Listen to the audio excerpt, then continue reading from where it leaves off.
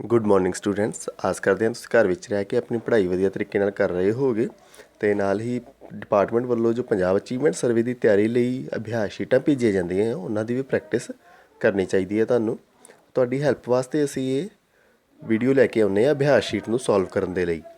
ਅਤੇ ਅੱਜ ਅਸੀਂ ਅਭਿਆਸ ਸ਼ੀਟ 48 ਪ੍ਰੈਕਟਿਸ ਸ਼ੀਟ 48 ਨੂੰ ਸੋਲਵ ਕਰਾਂਗੇ। ਅਤੇ ਆਓ ਸ਼ੁਰੂ ਕਰਦੇ ਹਾਂ ਜੀ। ਇਹ ਅੱਜ ਦੀ ਅਭਿਆਸ ਸ਼ੀਟ 48 ਆ। ਸਭ ਤੋਂ ਪਹਿਲਾਂ ਸਾਨੂੰ ਪੰਜਾਬੀ ਦਾ ਪੈਰਾ ਦਿੱਤਾ ਗਿਆ ਹੈ। ਜੇ ਤੁਸੀਂ ਪੈਰੇ ਨੂੰ ਪਹਿਲਾਂ PDF ਫਾਈਲ ਦੇ ਵਿੱਚ ਨਹੀਂ ਪੜ੍ਹਿਆ, ਵੀਡੀਓ ਨੂੰ ਸਟਾਪ ਕਰਕੇ ਇਸ ਪੈਰੇ ਨੂੰ ਪੜ੍ਹਨਾ ਹੈ ਜੀ। ਪੈਰੇ ਨੂੰ ਪੜ੍ਹਨ ਤੋਂ ਬਾਅਦ ਉਹ ਕੁਐਸਚਨ ਦੇਖਦੇ ਹਾਂ। ਪਹਿਲਾ ਪ੍ਰਸ਼ਨ ਆ, ਕਿਸ ਤੋਂ ਬਿਨਾਂ ਧਰਤੀ ਉੱਪਰ ਜੀਵਨ ਸੰਭਵ ਨਹੀਂ ਹੈ। ਆਪਸ਼ਨ ਦਿੱਤੇ ਗਏ ਆ, ਰੁੱਖਾਂ ਤੋਂ ਬਿਨਾਂ, ਮੋਬਾਈਲ ਤੋਂ ਬਿਨਾਂ, ਟੈਲੀਵਿਜ਼ਨ ਤੋਂ ਬਿਨਾਂ, ਕੰਪਿਊਟਰ ਤੋਂ ਬਿਨਾਂ। ਅਤੇ ਇਹਦਾ ਸਾਡਾ ਸਹੀ ਆਨਸਰ ਹੋਏਗਾ ਪਹਿਲਾ ਆਪਸ਼ਨ, ਰੁੱਖਾਂ ਤੋਂ ਬਿਨਾਂ। ਦੂਸਰਾ ਕੁਐਸਚਨ ਦੇਖਦੇ ਹਾਂ, ਰੇਸ਼ਮ ਦਾ ਕੀੜਾ ਵੀ ਰੁੱਖਾਂ 'ਤੇ ਪਲਦਾ ਹੈ। ਇਸ ਸਤਰ ਵਿੱਚ 'ਤੇ ਨਾਲ ਕਿਸ ਵਿਸ਼ਰਾਮ ਚਿੰਨ੍ਹ ਦੀ ਵਰਤੋਂ ਹੋਈ ਹੈ ਜੀ। ਇੱਥੇ ਅਸੀਂ ਦੇਖ ਸਕਦੇ ਹਾਂ ਕਿ 'ਤੇ ਸ਼ਬਦ ਦੇ ਨਾਲ ਜੋ ਵਿਸ਼ਰਾਮ ਚਿੰਨ੍ਹ ਲੱਗਾ ਆ ਉੱਪਰ, ਉਹ ਕਿਹੜਾ ਵਿਸ਼ਰਾਮ ਚਿੰਨ੍ਹ ਹੈ ਇਹ ਵਾਲਾ, ਇਹ ਅਸੀਂ ਦੱਸਣਾ ਆ। ਅਤੇ ਇਹਨੂੰ ਕਹਿੰਦੇ ਆ ਜੀ ਛੁੱਟ ਮਰੋੜੀ। ਥਰਡ ਆਪਸ਼ਨ ਸਾਡਾ ਸਹੀ ਆਨਸਰ ਆ। ਇਸ ਵਾਕ ਦੇ ਵਿੱਚ 'ਤੇ ਦਾ ਅਰਥ ਹੈਗਾ ਆ ਉੱਤੇ, ਅਤੇ ਜੋ ਵਿਸ਼ਰਾਮ ਚਿੰਨ੍ਹ ਲੱਗਾ ਹੈ ਇਹ ਹੈਗਾ ਛੁੱਟ ਮਰੋੜੀ। ਨੈਕਸਟ ਕੁਐਸਚਨ ਦੇਖਦੇ ਹਾਂ, ਹੇਠ ਲਿਖਿਆਂ ਵਿੱਚੋਂ ਕਿਹੜਾ ਸ਼ਬਦ ਧਰਤੀ ਦਾ ਸਮਾਨਾਰਥਕ ਸ਼ਬਦ ਨਹੀਂ ਹੈ। ਆਪਸ਼ਨਸ ਹੈ ਜ਼ਮੀਨ, ਭੂਮੀ, ਦਲੇਰ, ਪ੍ਰਿਥਵੀ। ਅਤੇ ਜ਼ਮੀਨ, ਭੂਮੀ ਅਤੇ ਪ੍ਰਿਥਵੀ ਇਹ ਤਿੰਨੇ ਹੀ ਧਰਤੀ ਦੇ ਸਮਾਨਾਰਥਕ ਸ਼ਬਦ ਆ। ਤੀਸਰਾ ਆਪਸ਼ਨ ਜੋ ਦਲੇਰ ਆ ਇਹ ਧਰਤੀ ਦਾ ਸਮਾਨਾਰਥਕ ਸ਼ਬਦ ਨਹੀਂ ਆ। ਅਗਲਾ ਪ੍ਰਸ਼ਨ ਹੈ ਜੀ, ਰੁੱਖ ਹਵਾ ਨੂੰ ਡੈਸ਼ ਕਰਦੇ ਹਨ। ਆਪਸ਼ਨ ਸਹੀ ਹੈ ਗੰਦਾ, ਸਾਫ਼, ਦੂਸ਼ਿਤ, ਬਹਾਦਰ। ਅਤੇ ਰੁੱਖ ਹਵਾ ਨੂੰ ਸਾਫ਼ ਕਰਦੇ ਹਨ। ਦੂਸਰਾ ਆਪਸ਼ਨ ਸਾਡਾ ਸਹੀ ਆਨਸਰ ਹੋਏਗਾ। ਨੈਕਸਟ ਪ੍ਰਸ਼ਨ ਹੈ ਜੀ, ਕਿਹੜਾ ਕਥਨ ਸਹੀ ਨਹੀਂ ਹੈ। ਰੁੱਖਾਂ ਤੋਂ ਦਵਾਈ ਬਣਦੀ ਹੈ, ਰੁੱਖ ਲਗਾਉਣ ਦੀ ਲੋੜ ਨਹੀਂ ਹੈ, ਰੁੱਖ ਸਾਡੇ ਜੀਵਨ ਦਾ ਆਧਾਰ ਹਨ, ਰੁੱਖ ਭੋਜਨ ਦਾ ਮੁੱਖ ਸੋਮਾ ਹਨ। ਅਤੇ ਇਹਦੇ ਵਿੱਚ ਜੋ ਸਾਡਾ ਗਲਤ ਕਥਨ ਆ ਉਹ ਹੈਗਾ ਆ ਸੈਕਿੰਡ ਆਪਸ਼ਨ, ਰੁੱਖ ਲਗਾਉਣ ਦੀ ਲੋੜ ਨਹੀਂ ਹੈ। ਇਹ ਇਸ ਕੁਐਸਚਨ ਦਾ ਆਨਸਰ ਹੋਏਗਾ। ਅੱਗੇ ਸਾਡੇ ਕੋਲ ਗਣਿਤ ਵਿਸ਼ੇ ਦੇ ਕੁਐਸਚਨਸ ਆ। ਪਹਿਲਾ ਆ, ਹੇਠਾਂ ਦਿੱਤੇ ਕਰੰਸੀ ਨੋਟਾਂ ਦਾ ਮੁੱਲ ਦੱਸੋ ਜੀ। ਇਹਨਾਂ ਨੂੰ ਸਾਨੂੰ ਪੈਸੇ ਦਿੱਤੇ ਗਏ ਆ ਅਤੇ ਇਹਨਾਂ ਨੂੰ ਗਿਣ ਕੇ ਇਹਨਾਂ ਦਾ ਮੁੱਲ ਅਸੀਂ ਕੱਢਣਾ ਆ। ਅਤੇ ਅਸੀਂ ਦੇਖ ਸਕਦੇ ਹਾਂ 10-10 ਰੁਪਏ ਦੇ 4 ਨੋਟ ਆ, ਮਤਲਬ 4 ਦਹਾਈਆਂ 40 ਰੁਪਏ ਹੋ ਗਏ। ਅਤੇ 1-1 ਰੁਪਏ ਦੇ 2 ਨੋਟ ਆ, ਮਤਲਬ 2 ਰੁਪਏ। ਅਤੇ 40 ਅਤੇ 2 42 ਰੁਪਏ। ਉਹਦਾ ਆਪਸ਼ਨ ਸਾਡਾ ਸਹੀ ਆਨਸਰ ਹੋਏਗਾ। ਨੈਕਸਟ ਕੁਐਸਚਨ ਹੈ, ਕਿਹੜੇ 2 ਅੰਕਾਂ ਦੀ ਵਰਤੋਂ ਨਾਲ 2 ਅੰਕਾਂ ਦੀ ਛੋਟੀ ਤੋਂ ਛੋਟੀ ਸੰਖਿਆ ਲਿਖੀ ਜਾ ਸਕਦੀ ਹੈ। ਅਤੇ ਸਾਨੂੰ ਪਹਿਲਾਂ ਪਤਾ ਹੋਣਾ ਚਾਹੀਦਾ ਕਿ 2 ਅੰਕਾਂ ਦੀ ਛੋਟੀ ਤੋਂ ਛੋਟੀ ਸੰਖਿਆ ਕਿਹੜੀ ਹੁੰਦੀ ਹੈ, 10। ਅਤੇ 10 ਨੂੰ ਬਣਾਉਣ ਲਈ ਸਾਨੂੰ ਕਿਹੜੇ ਅੰਕ ਚਾਹੀਦੇ ਆ। ਸਾਨੂੰ ਆਪਸ਼ਨ ਦੇ ਵਿੱਚ ਦਿੱਤਾ ਹੈ 1 ਅਤੇ 2, 1 ਅਤੇ 9, 2 ਅਤੇ 0, 1 ਅਤੇ 0। ਸੱਸਾ ਆਪਸ਼ਨ ਸਾਡਾ ਸਹੀ ਆਨਸਰ ਹੋਏਗਾ 1 ਅਤੇ 0। ਨੈਕਸਟ ਦੇਖਦੇ ਹਾਂ ਸਭ, ਹੇਠਾਂ ਦੀ ਤਕੜੀ ਨੂੰ ਧਿਆਨ ਨਾਲ ਦੇਖੋ ਅਤੇ ਸਹੀ ਕਥਨ ਚੁਣੋ। ਆਪਸ਼ਨਸ ਦਿੱਤੇ ਆ, ਪਪੀਤੇ ਦਾ ਭਾਰ ਅਮਰੂਦ ਦੇ ਭਾਰ ਤੋਂ ਵੱਧ ਹੈ, ਅਮਰੂਦ ਦਾ ਭਾਰ ਪਪੀਤੇ ਦੇ ਭਾਰ ਤੋਂ ਵੱਧ ਹੈ, ਦੋਨਾਂ ਦਾ ਭਾਰ ਬਰਾਬਰ ਹੈ। ਉਪਰੋਕਤ ਸਾਰੇ ਕਥਨ ਸਹੀ ਹਨ। ਅਤੇ ਇਹਦਾ ਆਨਸਰ ਹੋਏਗਾ ਸਾਡਾ ਊੜਾ ਆਪਸ਼ਨ, ਪਪੀਤੇ ਦਾ ਭਾਰ ਅਮਰੂਦ ਦੇ ਭਾਰ ਤੋਂ ਵੱਧ ਹੈ, ਕਿਉਂਕਿ ਪਪੀਤੇ ਵਾਲੀ ਸਾਈਡ ਹੇਠਾਂ ਜਾ ਰਹੀ ਹੈ, ਇਸ ਕਰਕੇ ਪਪੀਤੇ ਦਾ ਭਾਰ ਵੱਧ ਹੀ ਹੋਏਗਾ।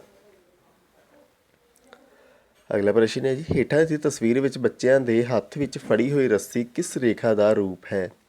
ਆਪਸ਼ਨਸ ਹੈ ਖੜਵੀ ਰੇਖਾ, ਤਿਰਛੀ ਰੇਖਾ, ਲੇਟਵੀ ਰੇਖਾ, ਵਕਰ ਰੇਖਾ। ਅਤੇ ਇਹ ਜੇ ਪੂਰੀ ਰੱਸੀ ਨੂੰ ਅਸੀਂ ਦੇਖੀਏ ਤਾਂ ਗੁਲਾਈ ਦੇ ਵਿੱਚ ਹੋ ਰਹੀ ਹੈ, ਇਸ ਕਰਕੇ ਇਹ ਕਿਹੜੀ ਰੇਖਾ ਬਣ ਰਹੀ ਹੈ, ਵਕਰ ਰੇਖਾ। ਸੱਸਾ ਆਪਸ਼ਨ ਸਾਡਾ ਸਹੀ ਆਨਸਰ ਹੋਏਗਾ। ਨੈਕਸਟ ਹੈ ਜੀ, ਨਮੂਨੇ ਨੂੰ ਧਿਆਨ ਨਾਲ ਦੇਖੋ ਅਤੇ ਪੂਰਾ ਕਰੋ ਜੀ। ਇਹਦੇ ਵਿੱਚ ਸਾਡੇ ਕੋਲ ਦਿੱਤਾ ਗਿਆ ਹੈ ਕਿ ਇੱਕ ਜੋ ਤੀਰ ਆ ਉਹਦਾ ਸੱਜੇ ਪਾਸੇ ਨੂੰ ਨਿਸ਼ਾਨ ਆ, ਫਿਰ ਜੋ ਅਗਲਾ ਤੀਰ ਆ ਉਹਦਾ ਖੱਬੇ ਪਾਸੇ ਨੂੰ ਨਿਸ਼ਾਨ ਆ। ਇਹਦੇ ਵਿੱਚ ਇਸ ਤਰ੍ਹਾਂ ਫਿਰ ਸੱਜੇ ਨੂੰ, ਫਿਰ ਖੱਬੇ ਨੂੰ, ਫਿਰ ਸੱਜੇ ਨੂੰ, ਫਿਰ ਕੀ ਹੋਣਾ ਚਾਹੀਦਾ ਹੈ, ਖੱਬੇ ਪਾਸੇ ਵੱਲ। ਅਤੇ ਉਹ ਸਾਡਾ ਊੜਾ ਆਪਸ਼ਨ ਸਹੀ ਆਨਸਰ ਬਣੇਗਾ। ਅੱਗੇ ਸਾਡੇ ਕੋਲ ਇੰਗਲਿਸ਼ ਦਾ ਪੈਰਾਗ੍ਰਾਫ ਹੈ ਅੱਜ ਦਾ, ਇਹਨੂੰ ਅਸੀਂ ਨਾਲ ਪੜ੍ਹਦੇ ਹਾਂ, ਤੁਸੀਂ ਵੀ ਪੜ੍ਹਨਾ ਆ। ਦ ਕਰਾਈ of the sparrow walk Rashmi up. Rashmi lived in a big house. She had a beautiful room. But the sparrow was trying to make a nest in her room. Every day, her mother would sweep the dry straws from her room. They make my room dirty, she would say. But these straws are for their nest. Where will they lay their eggs? Rashmi used to ask. ਇਹ ਅੱਜ ਦਾ passage ਸੀ ਸਾਡਾ English ਦਾ। Questions ਦੇਖਦੇ ਹਾਂ ਹੁਣ।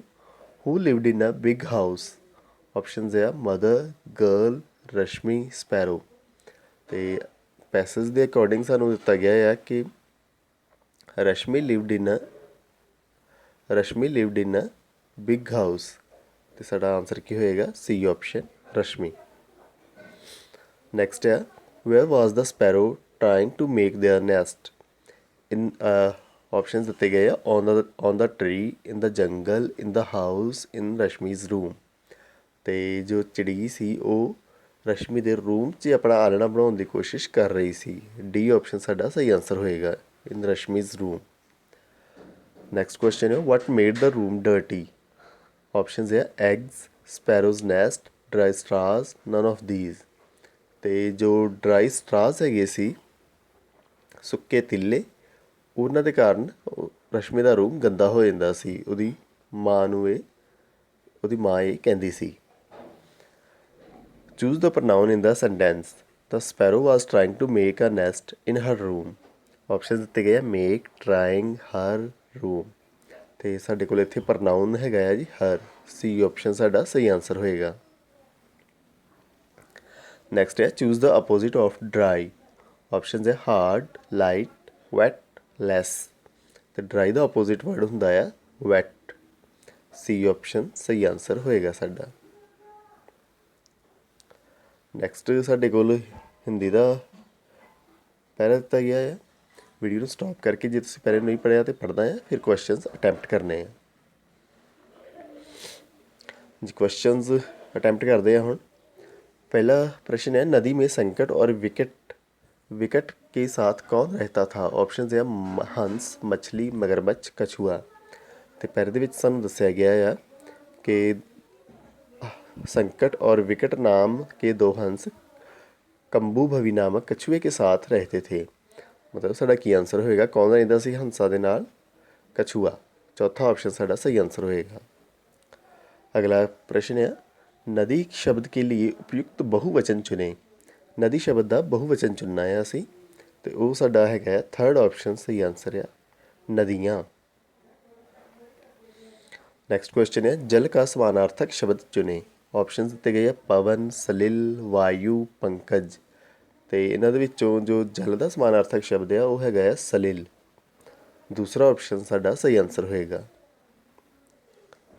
अगला प्रश्न है तीनों मित्रों ने किस विषय पर बात की? ऑप्शन है जल स्रोत, दूरी तय करने की, अकाल की, समस्या के समाधान की। तो सानू इत्थे पैरे दे विच दिता गया है तीनों मित्रों ने आपस में बात करते हुए समस्या के समाधान के प्रयास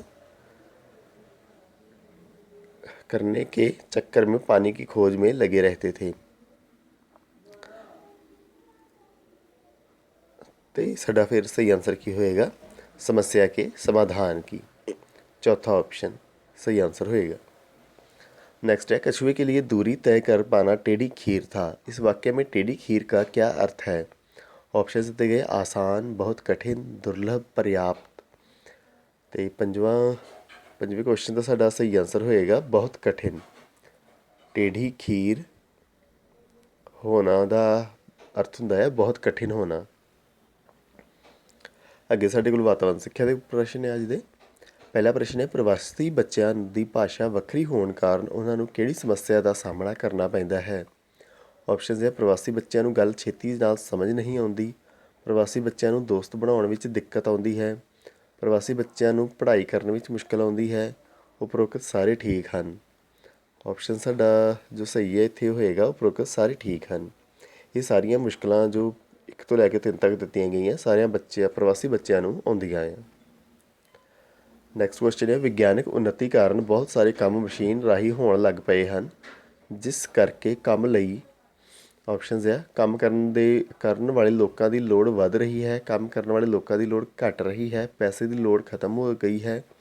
ਉਪਰੋਕਤ ਸਾਰੇ ਕਥਨ ਠੀਕ ਹਨ। ਅਤੇ ਮਸ਼ੀਨਾਂ ਦੇ ਆਉਣ ਨਾਲ ਕੀ ਹੋ ਰਿਹਾ ਹੈ ਜੀ, ਕੰਮ ਕਰਨ ਵਾਲੇ ਲੋਕਾਂ ਦੀ ਲੋੜ ਘੱਟ ਰਹੀ ਹੈ। ਦੂਸਰਾ ਆਪਸ਼ਨ ਸਾਡਾ ਸਹੀ ਆਨਸਰ ਹੋਏਗਾ। ਅਗਲਾ ਪ੍ਰਸ਼ਨ ਹੈ ਭਾਰਤ ਦੀ ਰਾਸ਼ਟਰੀ ਖੇਡ ਕਿਹੜੀ ਹੈ? ਅਤੇ ਇਹ ਤੁਹਾਨੂੰ ਪਤਾ ਹੀ ਹੋਏਗਾ, ਭਾਰਤ ਦੀ ਰਾਸ਼ਟਰੀ ਖੇਡ ਆ ਹਾਕੀ। ਥਰਡ ਆਪਸ਼ਨ ਸਾਡਾ ਸਹੀ ਆਨਸਰ ਹੋਏਗਾ। ਅਗਲਾ ਪ੍ਰਸ਼ਨ ਹੈ ਇੱਕ ਵਿਅਕਤੀ ਦੱਸ ਰਿਹਾ ਸੀ ਕਿ ਉਹ 3 ਮੀਟਰ ਕੱਪੜੇ ਤੋਂ ਕੁੜਤਾ ਪਜਾਮਾ ਤਿਆਰ ਕਰ ਦਿੰਦਾ ਹੈ। ਇਹ ਵਿਅਕਤੀ ਡੈਸ਼ ਹੋ ਸਕਦਾ ਹੈ। ਆਪਸ਼ਨ ਹੈ ਲਲਾਰੀ, ਡਾਕਟਰ, ਮਿਸਤਰੀ, ਦਰਜੀ। ਅਤੇ ਕੱਪੜੇ ਸੀਣ ਦਾ ਕੰਮ ਇਹਨਾਂ ਦੇ ਵਿੱਚੋਂ ਕੌਣ ਕਰਦਾ ਹੈ ਜੀ? ਚੌਥਾ ਆਪਸ਼ਨ ਦਰਜੀ। ਨੈਕਸਟ ਕੁਐਸਚਨ ਹੈ ਥਣਧਾਰੀ ਜੰਤੂਆਂ ਵਿੱਚ ਸੰਬੰਧੀ ਕਿਹੜਾ ਕਥਨ ਗਲਤ ਹੈ? ਆਪਸ਼ਨਸ ਆ ਥਣਧਾਰੀ ਜੰਤੂ ਆਂਡੇ ਦਿੰਦੇ ਹਨ, ਥਣਧਾਰੀ ਜੰਤੂਆਂ ਦੇ ਸਰੀਰ ਪਰ ਵਾਲ ਹੁੰਦੇ ਹਨ, ਥਣਧਾਰੀ ਜੰਤੂ ਆਪਣੇ ਬੱਚਿਆਂ ਦੀ ਦੇਖਭਾਲ ਕਰਦੇ ਹਨ, ਥਣਧਾਰੀ ਜੰਤੂਆਂ ਦੇ ਬਾਹਰੀ ਕੰਨ ਹੁੰਦੇ ਹਨ।